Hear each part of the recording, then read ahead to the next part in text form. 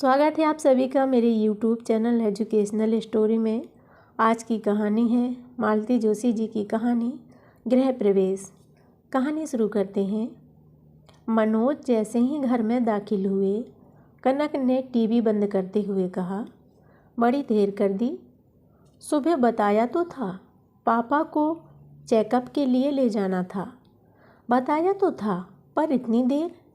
किसी दिन मेरे साथ चलना तो पता चलेगा कि डॉक्टर्स के यहाँ कितनी भीड़ होती है।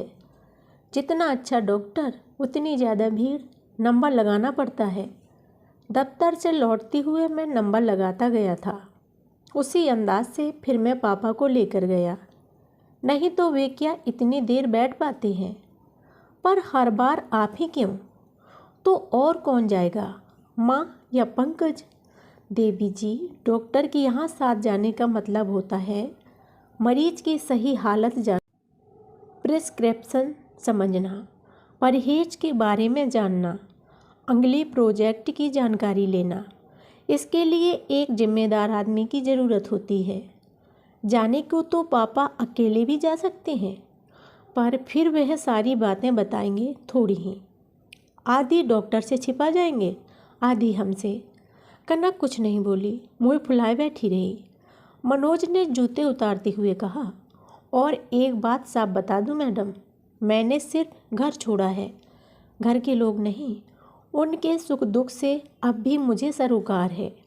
ये घर छोड़ने का ताना हर वक्त क्यों देते रहते हो? तुम ही उकसाती हो। नहीं तो इस समय इतना थक गया हूँ कि कुछ कहने सुनने की ताकत नहीं है। और अब अगर तुम्हारा क्रॉस एग्जामिनेशन ख़त्म हो गया हो तो खाना लगा लो। बहुत थक गया हूँ, खाकर सो जाऊँगा। आप खाकर नहीं आए हैं? इतनी देर हो गई तो मैंने सोचा ज़रूर खाकर आता, पर पिछली बार तुमने जो हंगामा किया था उसके कारण ना माँ की कहने की हिम्मत हुई, ना मेरी खाने की। कहते हुए वे फ्रेश होने चले गए। कनक खाना लगाने लगी, पर उसका मन गुस्से से भरा हुआ था। भला अलग रहने का फ़ायदा क्या हुआ? अब भी वहाँ की जिम्मेदारियाँ ढोए चले जा रही हैं। आज माँ की आंखें टेस्ट करवानी हैं, कल उनका चश्मा बनवाना है, परसों पंकज का फॉर्म भरना है। पापा के चेकअप का नाटक तो निरंतर चलता ही रहता है। नीरज वहाँ दिल्ली में मज़े कर रहा है, यहाँ सब हम ही को भुगतना है। खाना दोनों ने बेमन से खाया। दोनों ही अपने अपने विचारों में खोए हुए थे। मनोज शायद चिंताग्रस्त थे, कनक गुस्से में उफन रही थी। अगर मनोज खाना खाकर आए होते तो उसे गुस्सा करने का एक मौका मिल जाता, पर पिछले एपिसोड की याद दिलाकर उन्होंने उसकी बोलती बंद कर दी थी। अपने मन का गुब्बार लेकर रात कनक बहुत अशांत थी। देर तक करवटें बदलती रही। बड़ी देर बाद उसने लक्ष्य किया कि मनोज भी सोए नहीं हैं। टकटकी लगाए छत को निहार रहे हैं।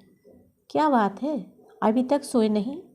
खाना खाते समय तो आपको इतनी नींद आ रही थी।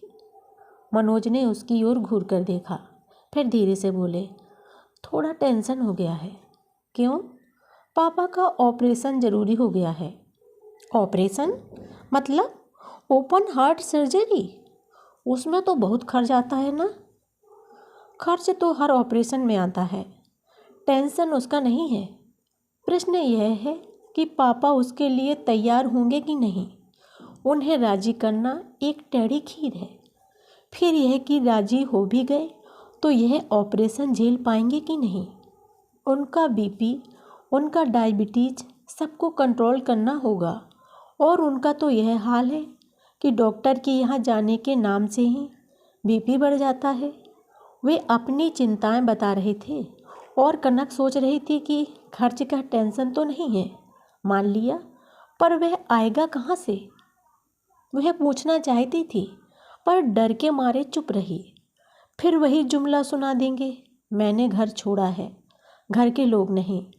उसके बाद वह विषय घर में तो नहीं उठा, पर मनोज अनमने से बने रहे। पापा का ऑपरेशन उनके दिमाग पर हावी रहा। पति की चिंताओं से साझे में ढोने का कनक का मन होता था, पर हिम्मत नहीं पड़ती थी।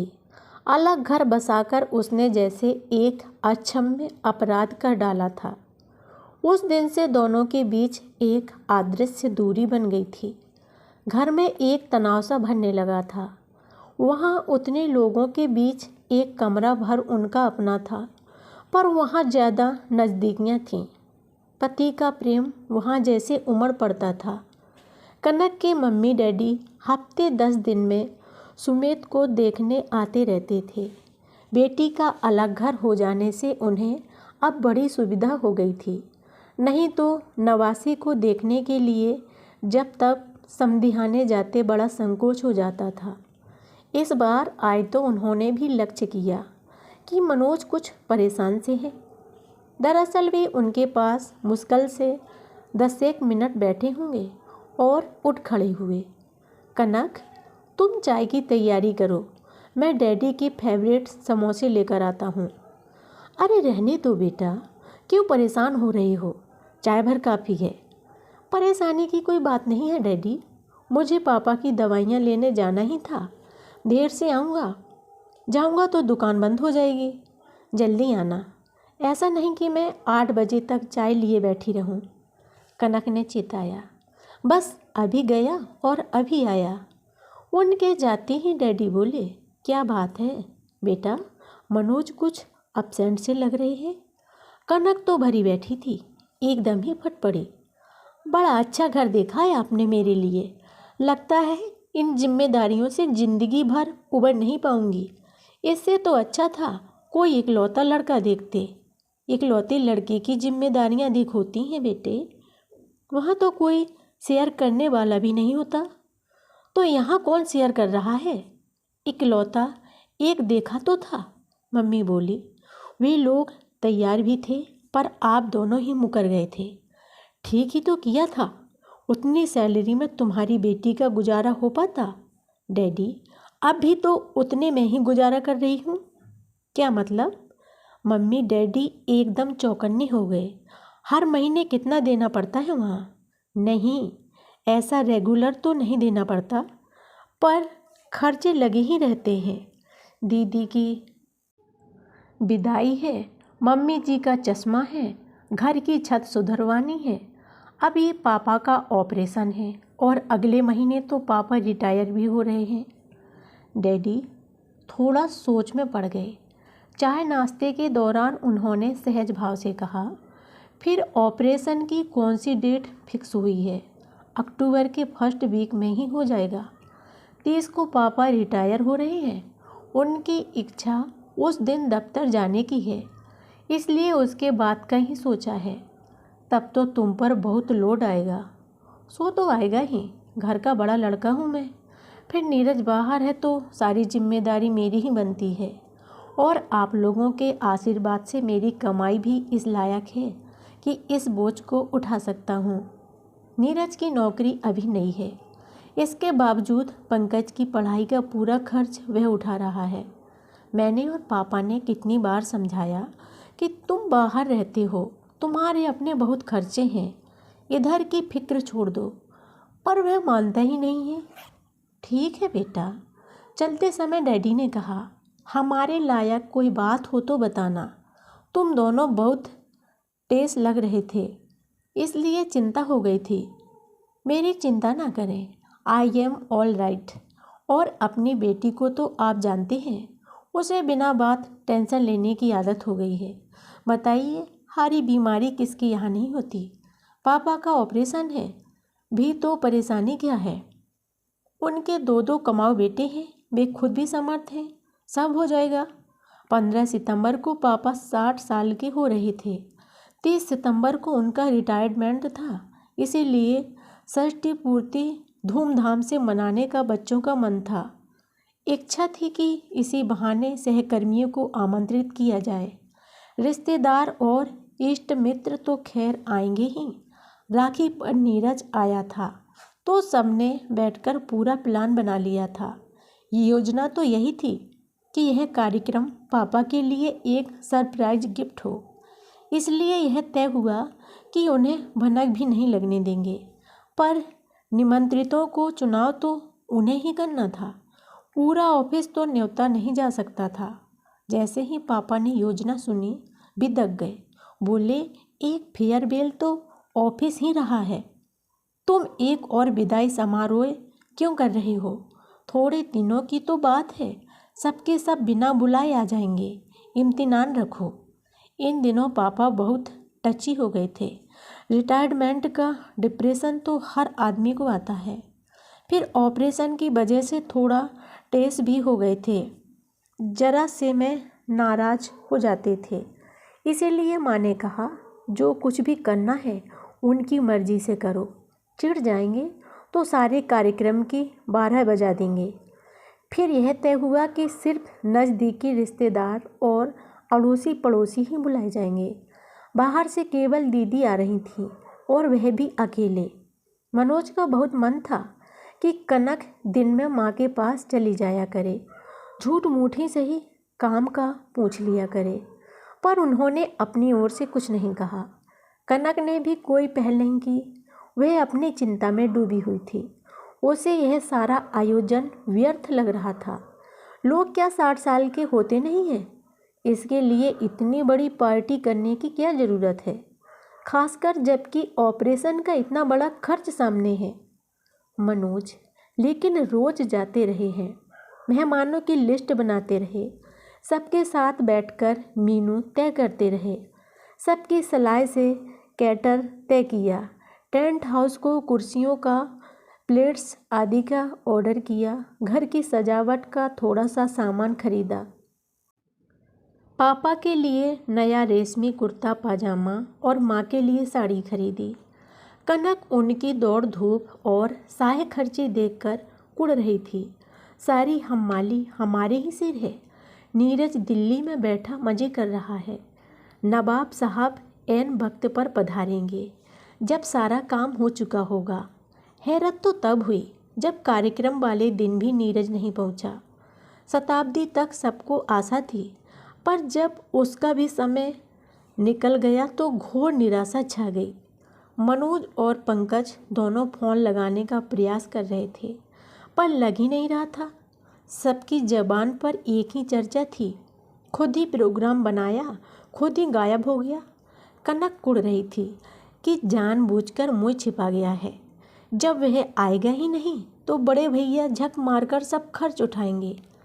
4 बजे के आसपास एक स्मार्ट सी लड़की कंधे पर बैग लटकाए घर में दाखिल हुई। पंकज ने उसे देखते ही कहा, Sarika ji, bad news, mister Neeraj Kumar नहीं आए।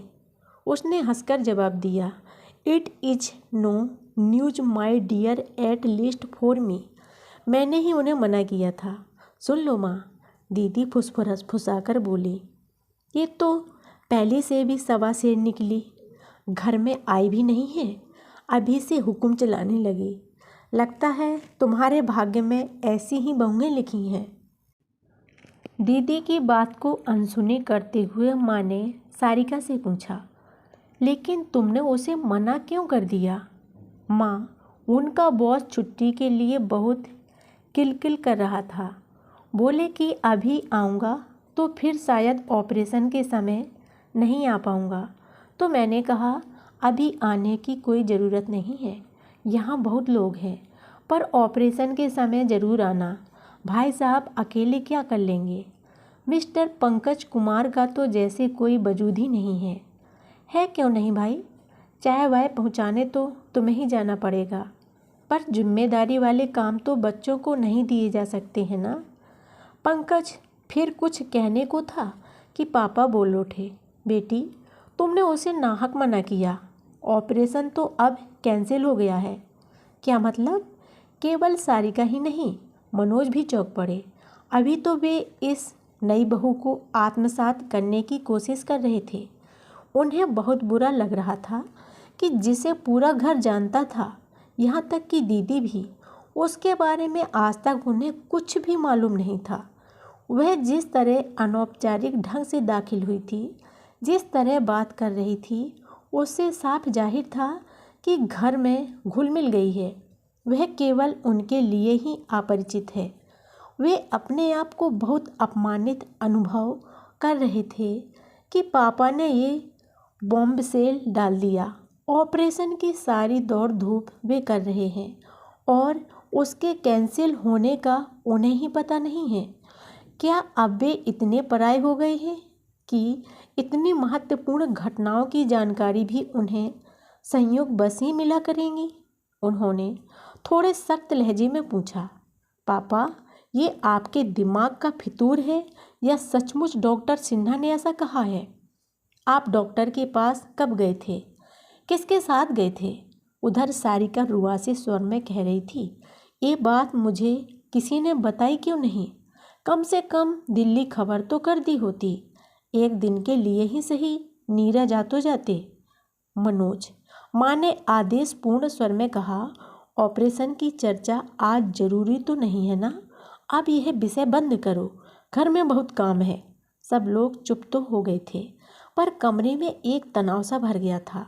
उसे हल्का करने की गरज से पंकज ने नाटकीय ढंग से कहा, Sarika ji, I have the pleasure to introduce you to my भैया एंड भाभी एंड लिटिल प्रिंस सुमंत।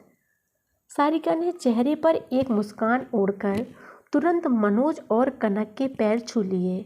फिर दीदी के पैर छूते हुए बोली, सॉरी दीदी, आपको भी प्रणाम करना भूल गई थी। मनोज ने भी वातावरण को हल्का करने के लिए कहा, पंकज, यह परिचय कार्यक्रम तो अधूरा ही रह गया। मुझे भी तो पता होना चाहिए कि मैं किस हस्ती से मुखातिब हूँ। बड़े भैया, कुछ ना पूछिए। पंकज ने उसास भरकर कहा, यह हमारे परिवार पर मंडराने वाला संकट है। छोटे भैया की बुद्धि पर सचमुच तरस आ रहा है। उन्हें देखकर विश्वास हो जाता है कि प्रेम अंधा हो जाता है। बाप रे, ये पंकज क्या वाही तवाही बके जा रहा है। मनोज को डर लगा कि ये लड़की अब फट पड़ेगी, पर उसने सुमंत को पुचकारते हुए बड़ी शांति से कहा, बेटे, अपने चाचू से कहो कि अपने लिए मिस वर्ल्ड ले आएं। हमें कोई ऐतराज़ नहीं है।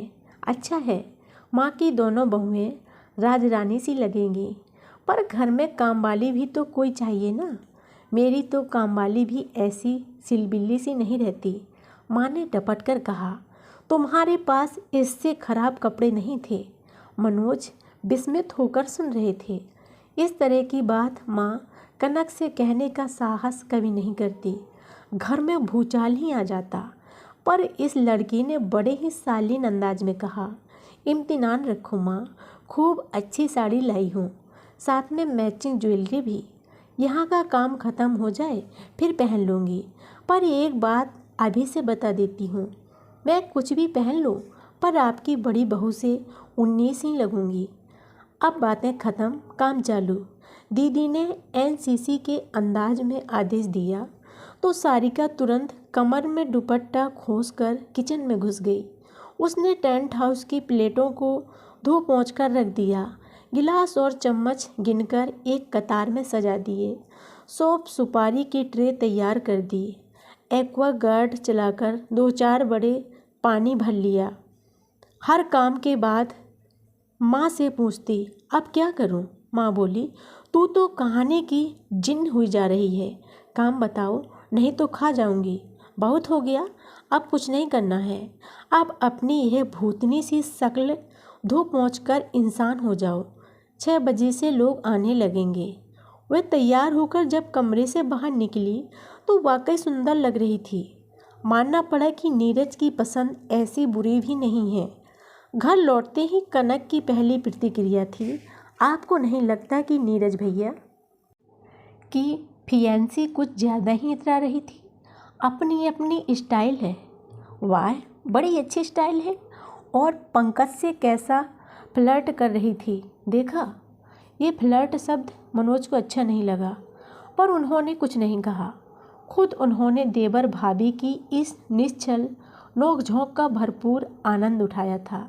समझ गए थे कि पंकज इस तरह के मधुर स्नेहालाप के लिए तरस गया था। कनक से तो इस तरह का रिश्ता कभी बन ही नहीं पाया था। कनक ने कभी मौका नहीं दिया। सुमंत के जन्म से पहले तो वह कमरे से बाहर निकलती ही नहीं थी। बच्चे ने उसे मजबूरन सोशल बना दिया था। अपने चाचू के साथ सुमंती की खूब पड़ती थी। सुमंती के लालच में पंकज यदा कदा इस घर में चला आता है, पर माँ तरस कर रह जाती है। मनोज का अलग घर बसाना सुमंती की वजह से ज़्यादा अखर गया था। मनोज तो अक्सर ही चक्कर लगा लेते थे, पर सुमंती का आना तो माँ के साथ ही हो पाता था और कनक केवल विशेष अवसरों पर ही सास के घर जाती थी। दीदी बच्चों को छोड़कर आई थी, इसलिए तीसरे दिन ही चली गई। मनोज ने सुबह घर से चलते हुए ही बता दिया था कि वे दीदी को ट्रेन में चढ़ाकर ही लौटेंगे। कनक से पूछा भी था कि स्टेशन चलना चाहो तो चक्कर घर का लगा लूँगा, पर कनक के पास तो न चलने के 100 बहाने थे। वैसे मनोज ने भी केवल औपचारिकता ही निभाई थी, नहीं तो इसी बात पर झगड़ा हो जाता। दीदी एकदम तैयार थी। मनोज के पहुँचते ही बोली, चले? अरे अभी तो बहुत टाइम है, स्टेशन पर बोर होंगे। माँ बोली, मेरा ख्याल है तुम लोग निकल ही जाओ, क्या फ़ायदा, इसका ध्यान गाड़ी में ही अटका रहेगा। मनोज को बड़ा आश्चर्य हुआ। अन्यथा होता तो यह था कि माँ आखिरी क्षणों तक दीदी को अपने पास रोके रहना चाहती थी और बाकी लोग जल्दी मचाने लगते थे। स्टेशन पर आकर मनोज ने कहा, लो वैसे भी हम बिफोर टाइम आ गए हैं, ऊपर से ट्रेन आधा घंटा लेट है। तुमने घर पर इतनी जल्दी मचाई कि इंक्वायरी से पूछ भी नहीं पाए। वैसे भी वे लोग कौन सा तुरंत जवाब देते हैं। जल्दी आ गए हैं तो कोई बात नहीं, आराम से बैठकर बातें कर लेंगे। वैसे भी इन दिनों इतनी भागम भाग मची रही कि तुमसे ठीक से बात ही ना हो पाई। हाँ, इस बार तुम्हारा मेरे यहाँ आना भी नहीं हो सका। कनक कहती ही रह गई। मनोज एकदम सफ़ेद झूठ बोल गए। पता नहीं दीदी ने यकीन किया भी कि नहीं। ऑपरेशन के समय आओ तो मेरे पास ही रुकना, अस्पताल में आने जाने में सुविधा होगी। ऑपरेशन पहले हो तो बाकी बातें बाद में सोचेंगे। हाँ, उस दिन पापा एकदम से क्या कह गए थे, मैं पूछना चाह रहा था, पर माँ ने बात ही नहीं करने दी। पता नहीं क्यों जिद ठाने बैठे हैं कि मैं अपनी पसीने की कमाई डॉक्टरों पर नहीं लुटाऊंगा। 1 लाख 1.5 लाख कम नहीं होता है, लेकिन उनकी कमाई को हाथ कौन लगा रहा है। उनका कहना है कि मैं बच्चों को टेंशन में नहीं डालना चाहता, ना उनके लिए कर्ज छोड़ना चाहता हूँ। दिन भर बैठे बैठे माँ को हिसाब समझाते रहते हैं। कहते हैं ग्रेच्युटी की रकम फिक्स में डाल देंगे, उसका ब्याज आता रहेगा, पेंशन भी मिलेगी, तुम्हारा काम चल जाएगा, बच्चों को परेशान मत करना। पंकज से कहते हैं 2 साल सब्र से काम लो, फिर तुम अपने पैरों पर खड़े हो जाओगे। तब तक माँ की आय में गुजारा करना, भाइयों की आगे हाथ मत फैलाना, उन्हें अपनी भी गृहस्थी देखनी होती है।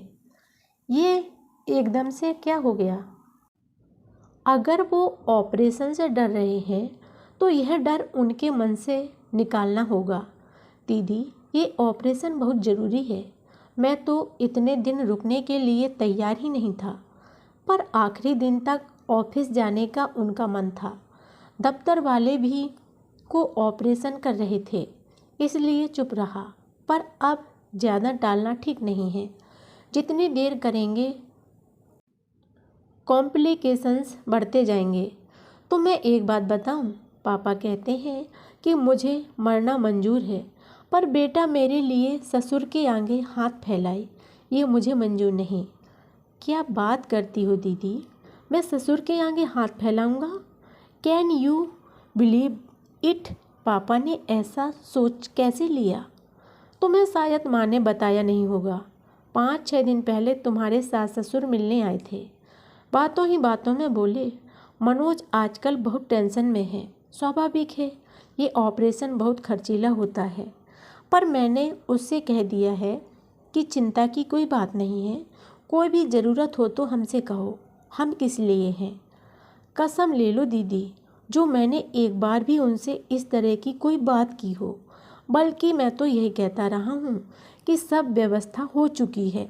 शायद कनक ने कुछ कहा होगा, उसे ज़रूर टेंशन होगा, और ऐसे में लड़की अपने माँ बाप से ही बात करेगी। हो सकता है तुम्हारे ससुर ने औपचारिकता बस ही यह बात कही हो, पर पापा उसी दिन से सनक गए हैं। क्रोध से मनोज का संपूर्ण शरीर जैसे जलने लगा। मन हुआ कि अभी घर जाए और कनक से जवाब तलब करे, पर ट्रेन आने तक तो रुकना ही था। वह आधा घंटा उनके लिए पहाड़ हो गया। दीदी कुछ कुछ पूछती रही और वे बेमन से आवाज़ देते रहे। इस अंतराल में उनका गुस्सा जरा भी कम नहीं हुआ था। शर्म अलग आ रही थी कि पापा की नज़रों में क्या इमेज बनी होगी। घर पहुंचते तो एक और आश्चर्य उनकी प्रतीक्षा कर रहा था। दरवाज़ा पंकज ने खोला था और पीछे सोफे पर सुमंत सारिका की गोद में चढ़ा हुआ धमा चौकड़ी कर रहा था। What A pleasant surprise. सपाट स्वर में ही सही उन्होंने औपचारिकता निभाई। सरप्राइज तो खैर होगा भाई साहब, पर आपके चेहरे से ऐसा नहीं लगता कि वह प्लेजेंट भी होगा। मनोज थोड़ा झेपे और सूखी हंसी हंसकर बोले, दरअसल इस नालायक को यहाँ देखकर मूड खराब हो गया। दीदी को छोड़ने स्टेशन नहीं आ सकते थे। उन्होंने पंकज को डांटा। दीदी ने मना कर दिया था, पंकज ने शांत स्वर में जवाब दिया। मनोज समझ गए कि सब कुछ एक योजना के अंतर्गत ही हुआ है, इसीलिए दीदी को स्टेशन जल्दी भेज दिया गया ताकि इम्तिनान से अकेले में बात हो सके। माँ अपने आप कुछ कहेगी नहीं, इसीलिए दीदी ने यह भार लिया। इसीलिए पंकज को रोका गया। उनकी चुप्पी का सारिका ने कुछ और ही अर्थ लगाया। बोली, दरअसल भाई साहब आपकी कसूरवार मैं हूँ।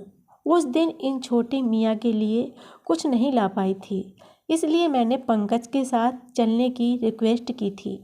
और बड़े भैया आपका कसूरवार मैं भी हूँ कि मैंने इन्हें आपका घर दिखा दिया। अब ये जब तब आपको बोर करने चली आए तो मुझे गाली मत दीजिएगा। पंकज के इस नाटकी वक्तव्य पर उन्हें हंसी आ ही गई। वातावरण थोड़ा हल्का हो गया। सारिका ने पंकज को डपटते हुए कहा, अंदर जाकर भाभी का हाथ नहीं बटा सकते, यहाँ बैठकर बातें बना रहे हो। वैसे कायदे से यह काम आपको करना चाहिए। खैर, पंकज ने कहा और हंसता हुआ भीतर चला गया। नन्हे नन्हे डग भरता हुआ सुमंत भी उसके पीछे हो लिया। उसके जाते ही सारिका ने पर्स से एक लंबा सा लिफाफा निकाला और मनोज के सामने रख दिया और फुसफुसाकर कहा, उन लोगों के आने से पहले इसे जेब में रख लीजिए प्लीज़। ये क्या है? मेरी छोटी सी सेविंग है, just a drop in the ocean. Rameswaram का पुल बांधते समय गिलहरी का जो योगदान था, बस उतना ही। पर ये सब किस लिए? मैं नहीं चाहती कि पैसों को लिए पापा का ऑपरेशन रुका रहे। मनोज के चेहरे की नसें एकदम तन गईं। उन्होंने अत्यंत सख्त लहजे में कहा कि पहले इसे उठाकर पर्स में रखो, बाद में कोई बात होगी। वह स्वर ऐसा था कि सारिका उसकी अवज्ञा न कर सकी। चुपचाप लिफाफा पर्स में डाल लिया। अब बताओ कि तुमसे ये किसने कह दिया कि पापा का ऑपरेशन पैसों की वजह से रुका हुआ है? उस दिन पापा ने एकदम से वो अनाउंसमेंट की तो मैं घबरा ही गई थी।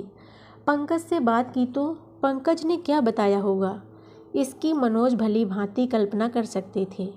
इसलिए उन्हें बीच में ही रोकते हुए मनोज ने कहा, मान लो कि हम आर्थिक तंगी से गुजर भी रहे हैं, पर तुमने ये कैसे सोच लिया कि हम तुम्हारा ये हम्बर शेयर स्वीकार कर ही लेंगे? क्या मेरा कोई अधिकार नहीं है? नो, शादी से पहले तो बिल्कुल भी नहीं, उन्होंने निर्णायक स्वर में कहा। उसी समय नाश्ते की प्लेटों के साथ कनक ने कमरे में प्रवेश किया।